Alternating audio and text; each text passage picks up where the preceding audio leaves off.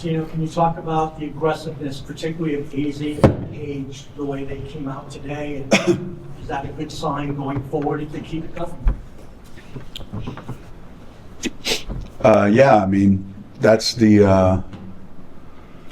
object in sports, right? I mean, to be aggressive, to be the aggressor, to be the more assertive team, and it's been evident that when we are like that, a lot of great things happen for us when we come out like we did today. And having AZ do that makes makes the game very, very difficult for the other team. She was on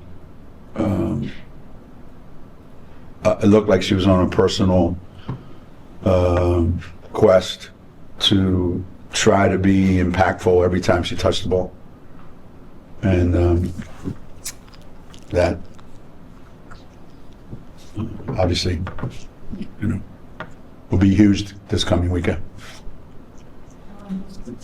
Now back-to-back games for her, really hitting from three. Have you seen something click for her over the last week or two, or has it just kind of been built to this? I never saw it go away, and I never saw it come back. So I'm probably the worst person that you can ask about, why. I so much of this is confidence. So much of this is how your view is at that particular time, and maybe all it took was just seeing the ball go in a bunch on Sunday, and here we are. These things do tend to kind of snowball, just like bad things tend to snowball. So let's hope this is a beginning of a trend. To your right. After the Tennessee game press conference, you said something to the effect of our best players should be playing better. I doubt they're sitting around watching everything you say at every press conference, but is that something privately with Pages and AZs of the world that you've tried to really hammer home? I don't know. That's a good question because, we talk every day about something, and it could be basketball related, not basketball related. And it always comes back to there are certain things that have to happen for our team to have the most success that we can possibly have. It's not that much different than any other team sport where you go into certain games or you go into the postseason tournament, and the players that are most capable have to perform at a real high level for you to have a chance to win those games. I thought it was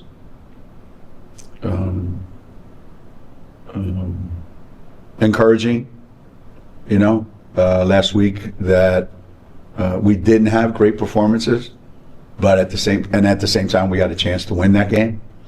So if we can do that, then obviously we have our chances go up significantly. But it's not something that I discuss with them on a regular basis, specifically like you have to do this, you have to do that. By nature of who some of our players are, I think they know. I don't think it would be any revelation to them. Hey, Coach. You mentioned this weekend going to South Carolina, big matchup. John Staley, a couple of years ago, said she doesn't consider the game a rivalry necessarily because they hadn't won a whole lot. Now that they've kind of gotten more competitive, do you consider that a rivalry, and is it important to you to think about it that way?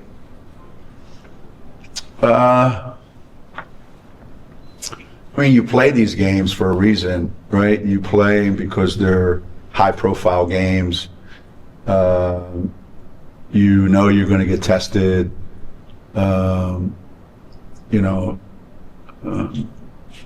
it should be cyclical. You know, the first 5-6 years that we played them, whether it was here or there or NCAA tournament, it didn't seem like a rivalry. It was just totally one-sided. And you knew that wasn't going to be like that forever. So things do go in cycles, and it should. It should. And that's what makes the game compelling, you know, when two really high-profile teams get a chance to compete against each other. Does that make it a rivalry? I guess. I mean, I don't think if South Carolina beats us, they're going to get T-shirts with the score printed on it. I think they have bigger fish to fry than beating UConn. But, you know, I enjoy the game. I enjoy the competition, and it's hard as hell to win down there. You know, we made it look easy back in the day, but it was never easy, and it's even harder now. Without both Morgan and Ice tonight, just how did you feel about the way Aubrey stepped into a little bit bigger role tonight? And do you have a timeline on Morgan at all? Just what's going on there? No, I'm hoping that we do tomorrow. You know, and it's imperative that we then get great contributions from the bench, and Aubrey's going to get those minutes, and little by little, I hope that it becomes more evident how much Aubrey can impact the game. So for how long, I'm not sure, but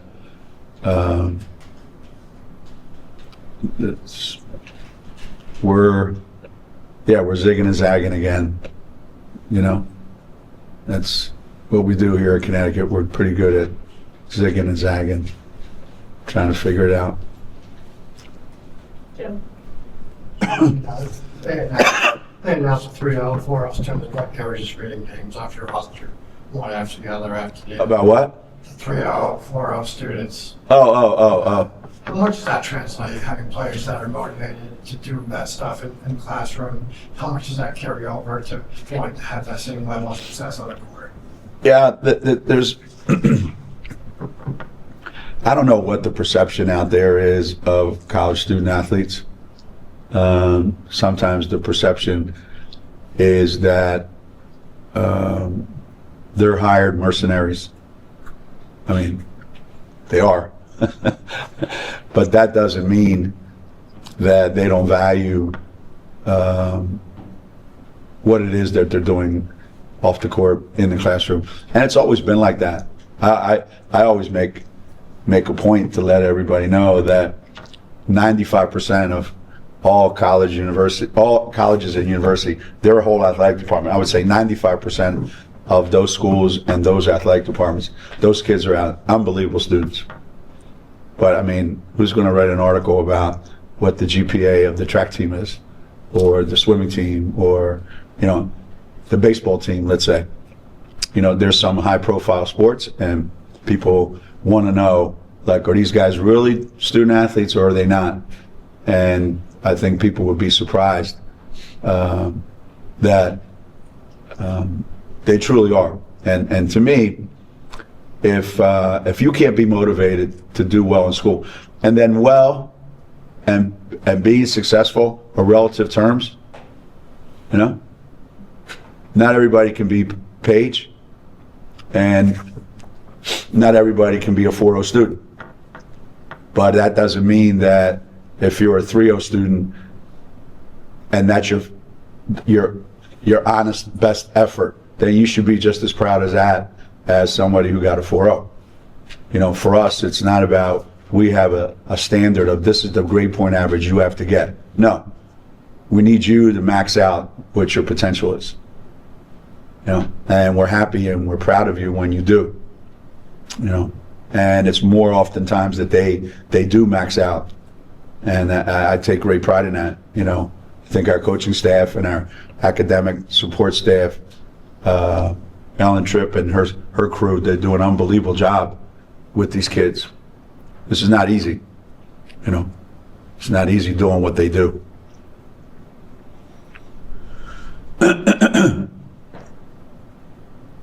Not that long ago, we were asking about the guidance of Title IX and the NIL. Now that's being reversed. There's been a lot of comments about that in the last day or so. Just your take on, you think it's going to set back sport, your sport, that happening?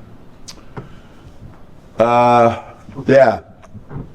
There's a lot that's been happening in the last month, I would say, huh? We don't know what the ramifications are of all that's happening. I do think that whatever the percentages are, whatever the formula is for allocating those funds, I would say each university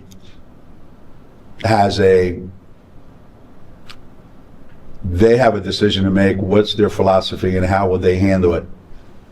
And if there's no federal guidelines to do it, then each university is going to do it as they see fit. Does that mean that women's sports are going to suffer? Probably. But they were probably going to suffer anyway. Will women's basketball suffer at some schools? Yeah, probably will. Because there won't be enough money to go around for everybody. And I think at those schools where it costs 15, 16, 17 million to put a championship football program on the field, there's not much left over for everybody else. So that won't be the case here at Connecticut. You know, I think we've done a pretty good job of understanding, you know, what are the sports that we positively, absolutely have to invest in, and how do we best invest in all the sports, but you just can't at the same level of every sport at the same level.